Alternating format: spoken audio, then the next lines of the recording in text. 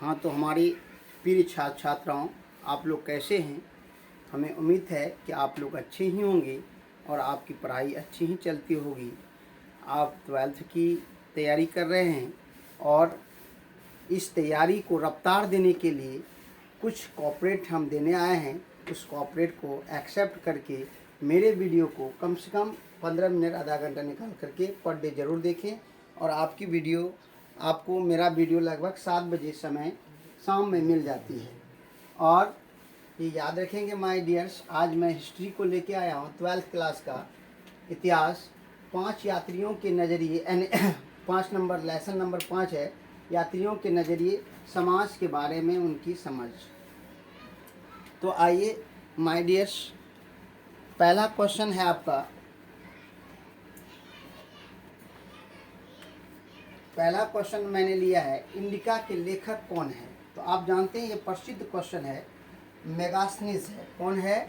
मेगास्थनीज इसका इंडिका का लेखक है, याद रखिएगा, मेगास्थनीज।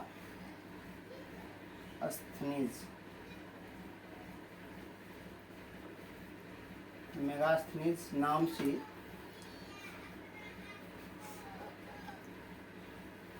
एक व्यक्ति है जो इससे इंडिका लिखा। मेगास्थनीज क्या लिखा?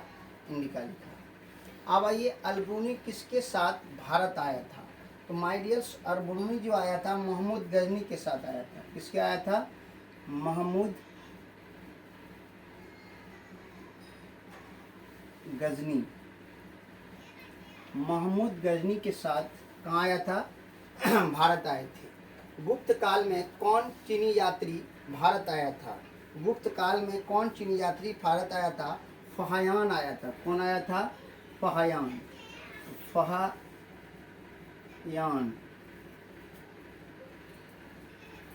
फहायान भारत आए थे। कौन आए थे? फहायान भारत आए थे। नेक्स्ट है माय डियर्स, क्वेश्चन है आपका, रूस में भारत विद्या का जनक किसे माना जाता है? तो रूस में भारत की विद्या का जनक जी.एस. लिविदेव माना जाता है। जी.एस.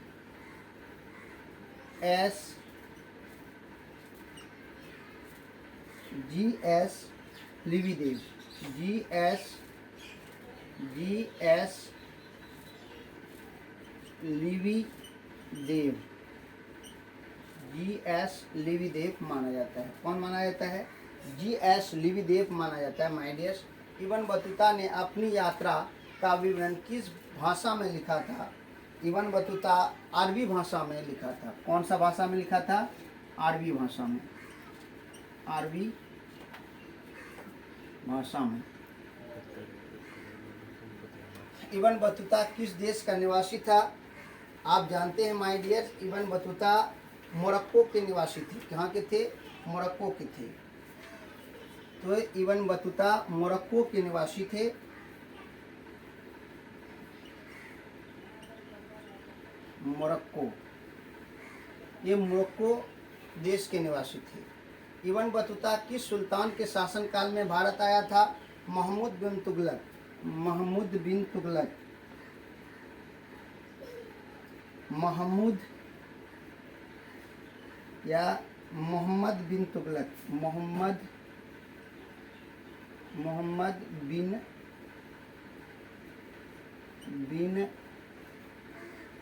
तुगलक। मोहम्मद बिन तुगलक के शासनकाल में उसने भारत आया था। किताब उल रहला। किताब उल रहला किसका यात्रा वृत्तांत है? किताब उल रहला इब्न बतूता का है। इब्न बतूता का। किसका है? इब्न बतूता का। Ibn Battuta. इब्न बतूता का है। इब्न बतूता का है। उसके बाद कहता है, दिल्ली सल्तनत की पहली और अंतिम महिला शासक कौन थी? तो ये आप सब जानते हैं, राजिया सुल्तान एक ही ऐसी महिला थी जिसने दिल्ली की शासन पर बैठा था सल्तनत काल में, है ना, रजिया सुल्तान। रजिया सुल्तान। रजिया सुल्तान कौन थी? रजिया सुल्तान।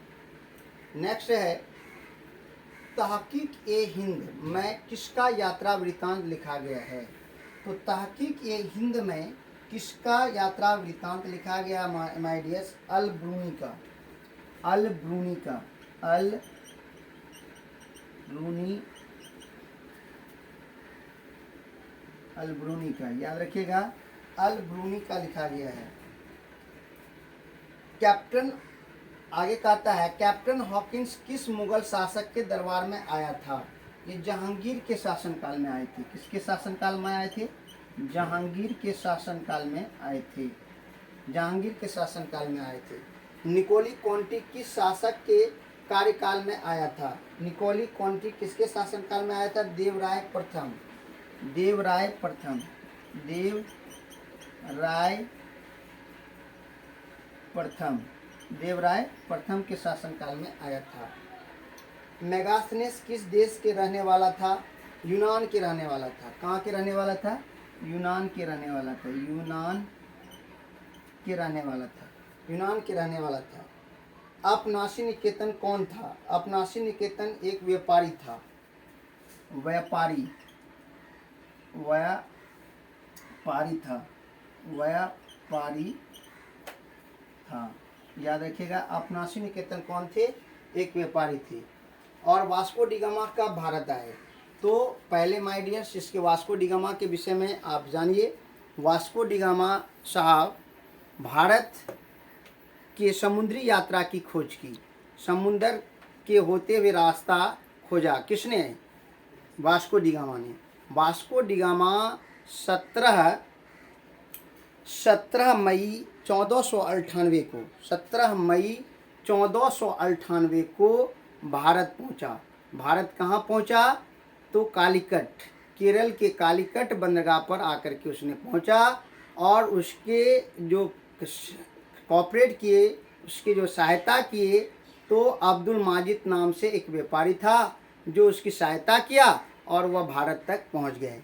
तो भारत तक पहुंचने के बाद केरल के जो कालीकट आए तो वहाँ के राजा जमोरिन जो है उसका भव्य स्वागत किया।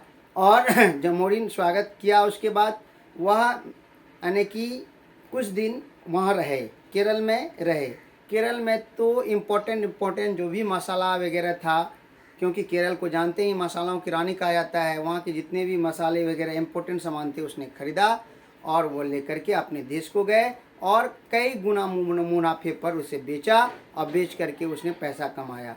तो वह वास्को डी गामा के जाने के बाद एक होड़ जग गई, सब भारत आना शुरू हो गया। तब से ही मेरा भारत जो है पिसता चले गया एक विदेशी के हाथों में। तो अब ये आया, तो कब आया? 17 मई 1498, याद रखेंगे 1498 को वास्को डी गामा भारत पहुंचा था। किसके मदद से? अब्दुल माजिद की मदद से पहुंचा था। तो आइए माय डियर्स, आपको स्क्रीनशॉट लेना ले लीजिए या वीडियो लोड करके आपको कुछ उतार लीजिए, क्योंकि एकदम बेसिक पॉइंट मैंने इसमें दिया है और बेसिक पॉइंट याद कर लेंगे। एक बार मैं बोल देता हूँ।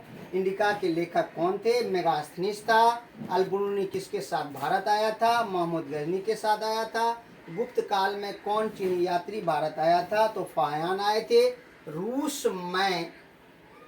रूस में भारत विद्या का जनक, याद रखिएगा, भारत विद्या का जनक किसे कहा जाता है? तो G.S. लिविदेव को कहा जाता है। याद रखेंगे। इब्न बतूता ने अपने यात्रा का विवरण किस भाषा में लिखा? अरबी भाषा में लिखा। इब्न बतूता किस देश का निवासी था? मोरक्को के निवासी थे।